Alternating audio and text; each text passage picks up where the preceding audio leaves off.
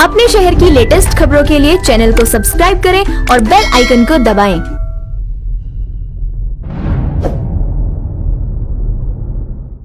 Sir, आपने और आपकी टीम ने मिलकर लॉकडाउन के बाद से ही ज़रूरतमंदों की और गरीबों की पूरी तरीके से मदद की है, तो उसमें आपने किसका सहयोग लिया और आपने किस तरीके से ये सब अरेंज किया? देखिए, ज़रूरत अगर या किसी का मैंने अरेंज की चीज़ें, तो उसमें किसी का कोई सपोर्ट नहीं था। इंडिविजुअल लेवल पे मैंने 5 साल हो गए मुझे, मैं सोशल वर्क कर रहा हूँ यहाँ पे, 6 साल से ज़्यादा लगभग हो चुके हैं मुझे। तो मैंने जो स्टार्ट किया उसे इंडिविजुअल लेवल पे स्टार्ट किया। मुझे किसी का कोई बैकअप नहीं था, किसी चीज़ की कोई सपोर्ट नहीं थी। मैं इसको लेके चला अपने ब्लॉक से, अपने एरिया से।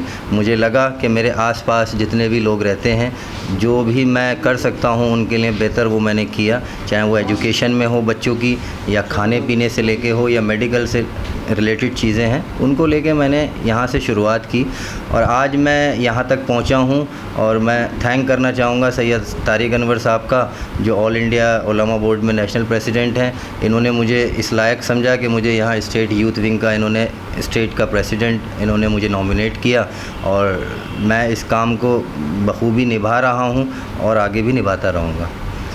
तो सर, जैसे कि आप लोगों ने तो मदद की है यहाँ इस अपने क्षेत्र में, और दिल्ली के कई क्षेत्रों में आपने मदद की, लेकिन लॉकडाउन के बाद से जो रूल रेगुलेशन थे वो कई लोग फॉलो नहीं कर रहे थे। तो आपके क्षेत्र में आप लोगों ने किस तरीके से लोगों को जागरूक किया? देखिए, फ़र्स्ट ऑफ़ ऑल हम लोगों ने शुरुआत की, जैसा कि हमारी सेंट्रल गवर्नमेंट में बताया गया कि लॉकडाउन शुरू हो रहा है, और वो क्यों हो रहा है, किस वजह से हो रहा है। कोरोना को लेके इतना बड़ा जो बवाल मच चुका है ऑल ओवर वर्ल्ड की अगर हम बात करें, तो हमारी गवर्नमेंट ने जब लॉकडाउन शुरू किया तो उन्होंने सबसे पहली चीज़ रखी कि सोशल डिस्टेंसिंग, क्योंकि ये एक ऐसी बीमारी है कि भीड़ में लोगों को, या एक पहले की कहावत थी कि लोग कहते थे कि एक ऐसा बीमारी आ गई है, छुआछूत की बीमारी इसे बोलते थे गांव लोगों में पहले। तो उसी को लेके ये वायरल हुई ये बीमारी, और इसमें सबसे मेन चीज़ इम्पॉर्टेंट ये था कि आप सोशल डिस्टेंसिंग को फॉलो करें। सोशल डिस्टेंसिंग को हम लोगों ने ब्लॉक वाइज, जहाँ मैं रहता हूँ लोकेलिटी में, वहाँ हमने इसकी शुरुआत की। मैंने अपने घर से शुरू किया इसको, सोशल डिस्टेंसिंग को। जो गेस्ट आते थे या मैं मिलना चाहता था या मैं जाता था जहाँ, उन चीज़ों को हम लोगों ने कम किया। फिर स्टेप हमने लिया कि भाई गली में या आपके मोहल्ले में कोई ऐसा ना हो जो गैदरिंग हो, या लड़के बहुत सारे कभी चाय की दुकान पे या कहीं भी खड़े होके जो लोग गैदरिंग करते थे, उस गैदरिंग को हम लोगों ने पहले हटवाया। और इसमें सबसे मैंडेटरी चीज़ ये थी कि हम लोगों ने सबको फॉलो करने को कहा कि आप लोग मास्क पहनिए। अभी मैं आपके चैनल पे बोल रहा हूँ, बट मैं मास्क नहीं पहना हूँ, ये भी मेरा एक नेगेटिव पॉइंट है। बट ऐसा कुछ नहीं है कि मैं इस चीज़ को फॉलो नहीं कर रहा हूँ, लेकिन मास्क जो लोग पहन रहे हैं, ऐसा नहीं है कि मास्क से ये बीमारी ख़त्म हो जाएगी, बट एक सेफ़्टी है ना, सेफ़्टी फ़र्स्ट है। तो अगर हम उस सेफ़्टी को लेके चलेंगे तो आगे भी उन चीज़ों का ध्यान रखा जाएगा, और इस महामारी से बचने का यही उपाय है कि आप प्रिकॉशंस लें। तो हम लोगों ने शुरू किया कि मास्क बंटवाए, मास्क डिस्ट्रीब्यूट किए। हमने अपने कॉलोनी में देखा जी लोगों को नहीं मिल पा रहे हैं। हमारे जो विधायक हैं अमानतुल्लाह खां, उन्होंने भी खैर अपने लेवल पे जो करना था किया, बट जो उम्मीदें पब्लिक को थीं, जो जनता को उम्मीदें थीं उनसे, वो उस पर नहीं उतर पाए। कोई बात नहीं, तभी हम लोगों को उतरना पड़ा। और आज ऑल ओवर इंडिया हम बात करें तो जो सोशल वर्क कर रहे हैं लोग, वो इसीलिए कर रहे हैं कि गवर्नमेंट ना कहीं कुछ चीज़ों को नज़रअंदाज कर रखा हुआ है। तो हम लोगों ने मास्क बंटवाए, डिस्ट्रीब्यूट करे।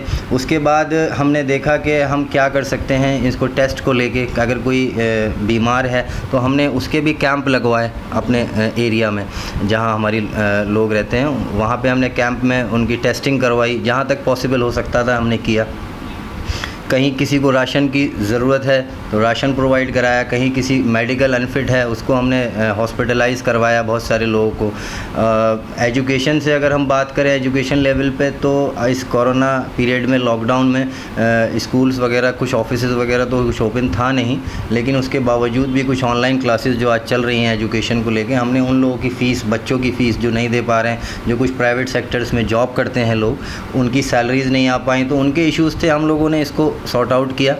तो ये सब चीज़ें हैं जो मैं समझता हूँ कि सिर्फ मैं ही नहीं, हर इंसान को ह्यूमैनिटी के बारे में, इंसानियत को लेके इन चीज़ों को करना चाहिए, जो बहुत ज़रूरी है हमारे देश के लिए।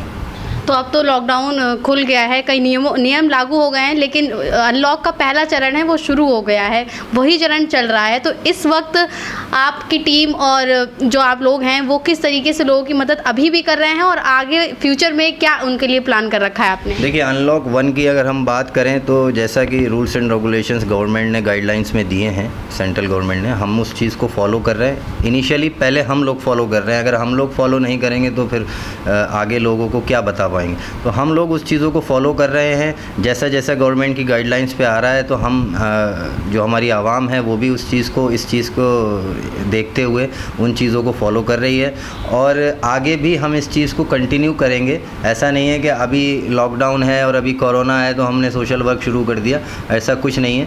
हमारा ये काम है और हम ह्यूमैनिटी के लिए इस चीज़ को आगे भी हम बढ़ाएंगे और करते रहेंगे। और जैसा कि अभी अनवर साहब ने बताया कि हमने 35,000 लगभग लोगों को हमने राशन दिया, तो ऐसा कुछ नहीं कि हमने 30-35 हज़ार लोगों को राशन दिया तो हम बहुत अपने आप को क्या समझे, लेकिन हम इस चीज़ को हम आगे भी कंटिन्यू करेंगे। जिसकी जहाँ ज़रूरत होगी, जिस एरिया में, जिस सिटी में, जिस ब्लॉक में, जहाँ भी हमारे अवेलेबल होंगे, हमारे बोर्ड के लोग होंगे, हम उन लोगों के माध्यम से वहाँ तक उन चीज़ों की हेल्प पहुँचवाएँगे।